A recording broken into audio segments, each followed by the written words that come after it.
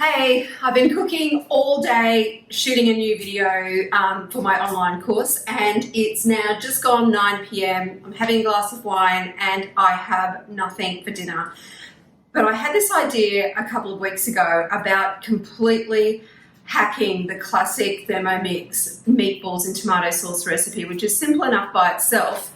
But then when I found these in the meat section, they're pork and beef meatballs, I thought, the biggest thing that stops people from making meatballs is, mincing the meat and forming the meatballs and putting them in varoma. And these guys just completely skip that step altogether. So I thought tonight, I just want something quick and easy and yummy. I'm going to give this a go. So I'm going to use those. So we're going to start this recipe like we would with the basic tomato one. I'm just going to put in an onion halved. I'm going to put in a couple of garlic cloves, and as you know, I puree my garlic and freeze it into cubes, so I'm going to pop in a good sized one of those. Got some parsley that I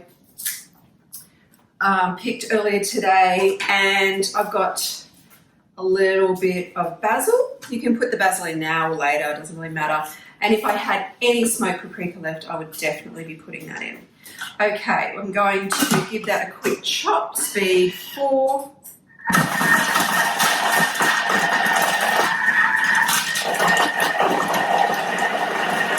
Okay, that was just 6 seconds.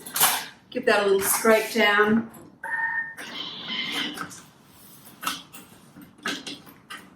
Yeah, that looks really good. Okay. Actually, I might make that a little bit higher. Let's take that up to speed 5, 5.5. That's sounding better. Okay, just want a reasonably fine chop of the onions, not too chunky. Make sure those herbs are chopped up quite well. Scrape it down.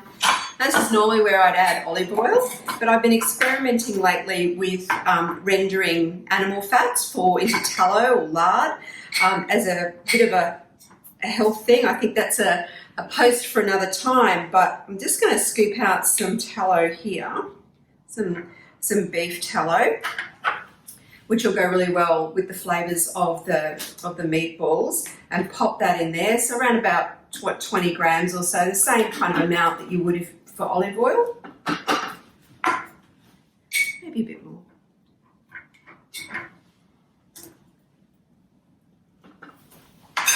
And then I'm just going to saute that for 3 minutes. 3 minutes, aroma temperature, reverse, speed soft. That's the speed symbol. All right, I will be back in 3 minutes to go on to the next step. See you then. Okay, we're back. The saute's done, just a quick light saute of those ingredients. And then it's going to go in with the tomato sauce. I've got the 700 gram bottle of passata, the organic passata from Aldi. Because this dish is so simple, the quality of the ingredients really do matter. So I'm going to pop all of that in. One of my pet peeves is how much tomato passata is left in the bottle. So I'm going to grab my MC. As you all know that the MC is short for measuring cup, because it's 100 ml measure, or 100 gram measure, sorry, of liquid.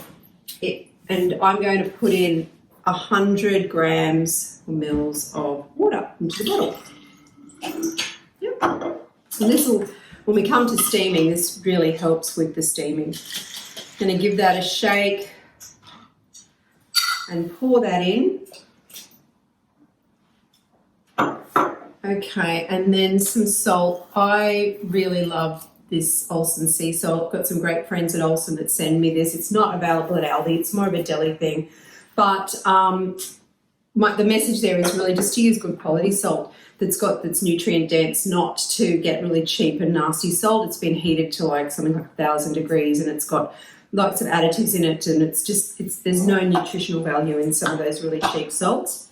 So some good flake salt, grind of pepper, and this is where I'm going to experiment a little further. last time I kind of played with this dish, I thought it needed something to give it a bit more body and make it more of a full meal rather than just meatballs and the sauce.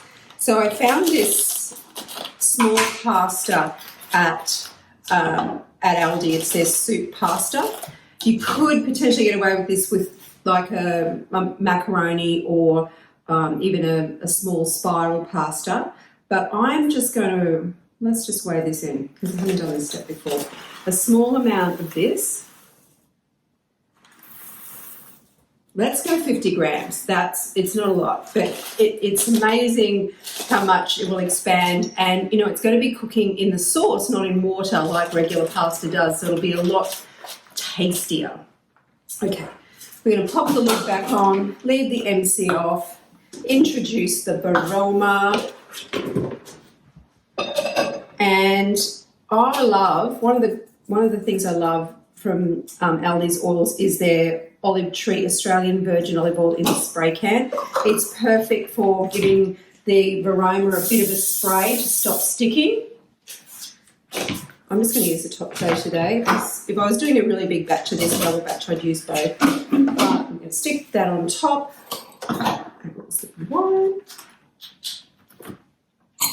And then in with our meatballs. How many are there? 8, 12, 16, 20.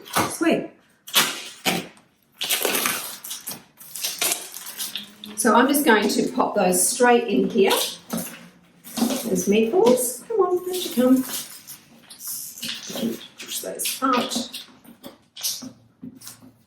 Need a little bit of help. Okay.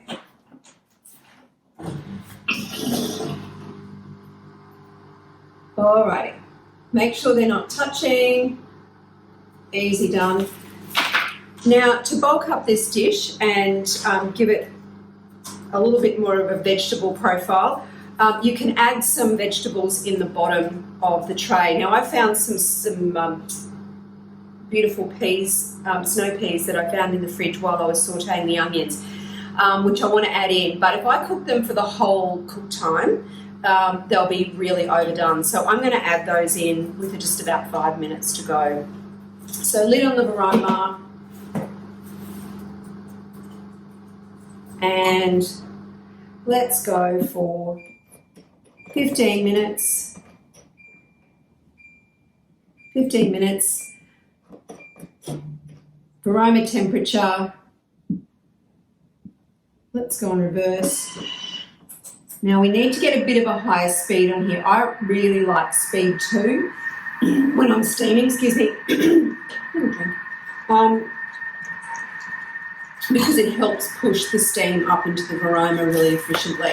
Okay, so I've set that for 15 minutes. I'll come back when there's 5 minutes to go, add the peas and any other kind of veg that I can find between now and then, and we'll see how that goes. All right, I'll be right back. Okay, that's done, and right on about the 20-minute mark since we started cooking, dinner is finished. Let's just, when you take off the lid of your varoma, always open it away from you and let the drips fall down, and then you can use the lid as a bit of a trivet and pop the varoma onto that so everything's kind of safe and you don't get any steaming burns. I'll just put that aside for now. Okay, sauce is done. I popped the peas in the bottom. Now, it's always a good idea to just check that it's cooked through. Let's grab a knife and cut through one of them. If there's any kink, you know, to return it for a few more minutes, but that's all good. It's completely cooked through. Now, if this was just me on a normal weeknight, I'd pop the meatballs, the veg, into the thermo server here and then top it with the sauce, give it a bit of a jiggle and serve away.